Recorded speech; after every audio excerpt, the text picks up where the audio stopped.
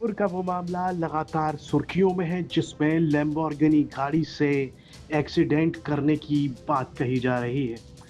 उस मामले के बारे में आपको बताने की सबसे पहले आप ये वीडियो देखिए जिसमें लैम्बोर्गिनी लग्जरी कार से लोगों को रौंदने के बाद गाड़ी की ड्राइविंग सीट से आरोपी शिवम के बाउंसर्स उसे हाथ पैर से पकड़कर बाहर निकाल रहे हैं।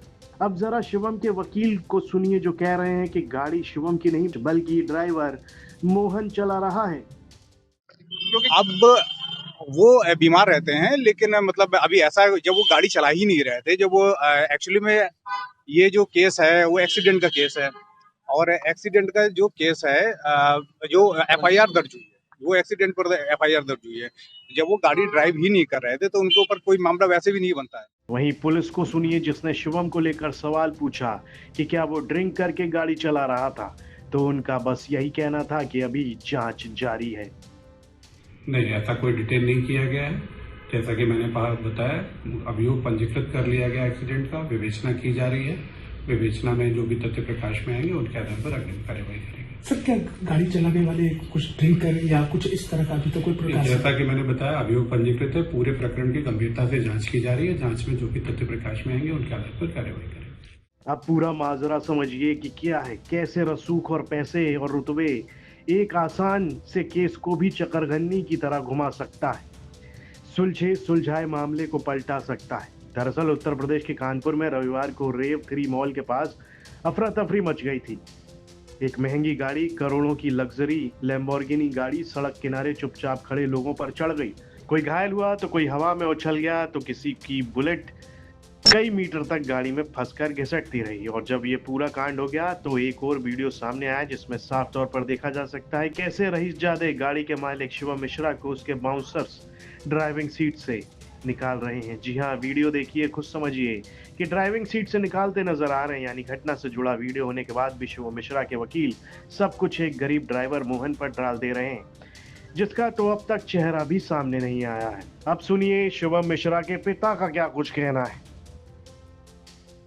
क्या कहना है इस पे आपका? सबसे बड़ा दुर्भाग्य ये है कि मेरे बेटे के लिए मैंने एक महंगी गाड़ी खरीद के दी थी, परंतु दूसरा ये भी है कि जो चालक था उससे कोई बड़ी दुर्घटना नहीं हुई।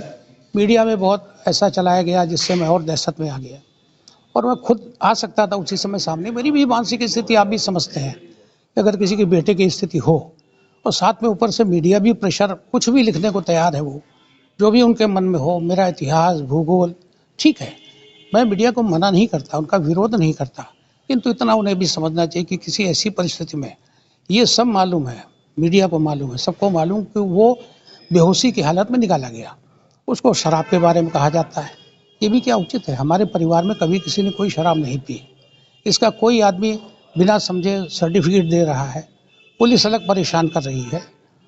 इससे कोई ऐसा अगर घायल इंजर्ड सिर्फ एक तौफीक जी थे, जिनको मुझे बाद में उन्होंने खुद भी कहा, भैया तो ज़बरदस्ती हमसे लिखवाया गया, मैंने कहीं कोई लिख के नहीं दिया। उनको कोई वकील भी आए थे, उन्होंने भी अपनी तरफ से अपने दस्तखत किए, उन्होंने भी बताया कि नहीं ऐसा कुछ नहीं है, इतनी चोट नहीं है, जो कुछ होगा, आप भी साहब शरीफ आदमी हैं, ठीक है थोड़ा सा हो गया, कोई जान के किसी ने नहीं लड़ाया। सर, गाड़ी चला कौन रहा था? शिवम चला रहा था या कोई चला? क्योंकि वीडियो में दिख रहा है कि शिवम ड्राइविंग सीट से निकाल रहा बाउंसर। सत्यता ये है कि जो मैंने आपको बताया अभी कि वास्तविकता में गाड़ी एक दिन पहले कुछ वहाँ से आने के बाद में कुछ खराब हो गई थी, क्योंकि बहुत इलेक्ट्रॉनिक पार्ट है, यहाँ उसको कोई देख नहीं सकता था। बाहर से आदमी ने आके इसको देखा, गाड़ी में फॉल्ट ठीक किया उन्होंने अपने हिसाब से, उन्होंने ओके कर दिया। रात में गाड़ी खड़ी रही, दूसरे दिन इसको ट्रायल को लेके वो ड्राइवर मोहन के साथ में निकल गए। उसके बाद में वहाँ से वो सिविल लाइन्स गए, सिविल लाइन्स पदम अपार्टमेंट से वहाँ वो एक चक्कर लगा के वापस आ रहे हैं। तो उन्होंने ड्राइवर से पूछा भी क्या कुछ, तो सर अभी तो ठीक चल रही है, कोई रोड पे ऐसा है नहीं। गाड़ी लेके वो आगे बढ़े।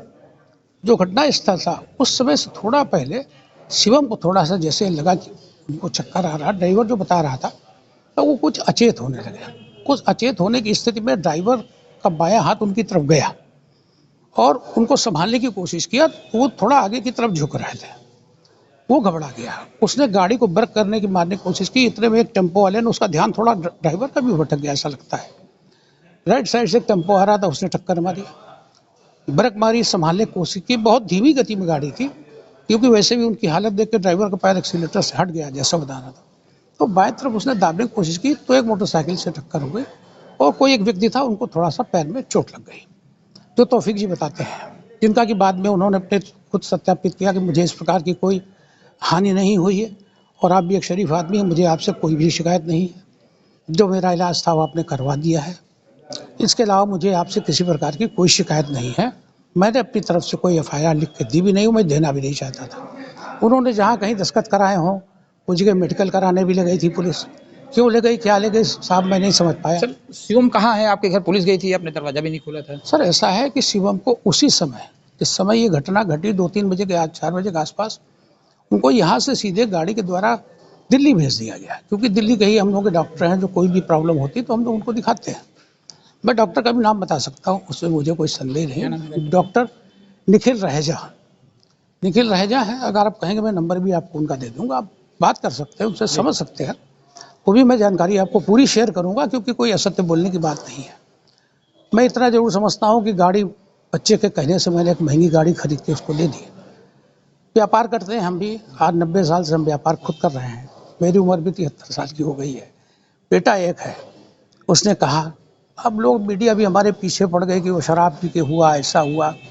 शराब पीते तो घर आते आते मुझको पता तो लग जाता है। फिर हमारे परिवार में कोई शराब सर नहीं अच्छा, एक पीता। ही बात है कि उसको कानून के सामने आना चाहिए था उस समय, या कानून के पुलिस सामने आपको उस आना समय चाहिए? जब उसकी नहीं, मैं कैसे आता, मेरी स्थिति तो आप समझे। आप ये तो समझते कि एक तरफ बच्चे की वो हो गई, इतनी बड़ी गाड़ी उसको लोग तोड़ने पे आमादा है, वहाँ कवर नहीं डालने दे रहे हैं, वहाँ से लोग पार्ट गाड़ी के निकाल रहे हैं, पुलिस सहयोग नहीं कर रही है। ऐसी मेरी मानसिक स्थिति क्या होगी? मैं कानपुर तो रहता नहीं हूँ, मैं यहाँ नहीं रहता हूँ। मैं सब परिस्थिति को देख के अपना दिल्ली चला गया। मैं किसी फंक्शन में यहाँ आना पड़ा मुझे, तो मैं आ गया, बच्चा भी मेरे साथ में आ गया था। अब इसका जो भी सर शिवम का पहले नाम नहीं था, बाद में FIR में नाम आया। आपको लगता है कि देखिए, ऐसा गाड़ी के नाम से उन्होंने जब RC मांगी, RC मैंने दे दी, उसमें शिवम का नाम लिखा हुआ है, तो मैं उसका विरोध तो नहीं कर सकता कि गाड़ी उसकी नहीं है।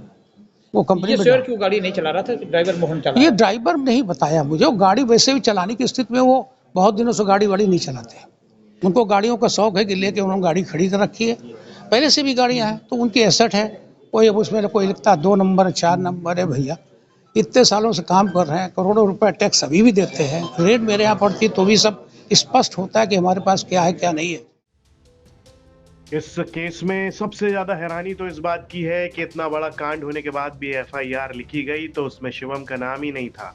यानी घटना का वीडियो भी है, मौके पर मौजूद चश्मदीद भी हैं, वो भी कह रहे हैं कि गाड़ी शिवम चला रहा था, लेकिन फिर भी ड्राइवर वाले कॉलम में सीधे सीधे अज्ञात लिख दिया गया।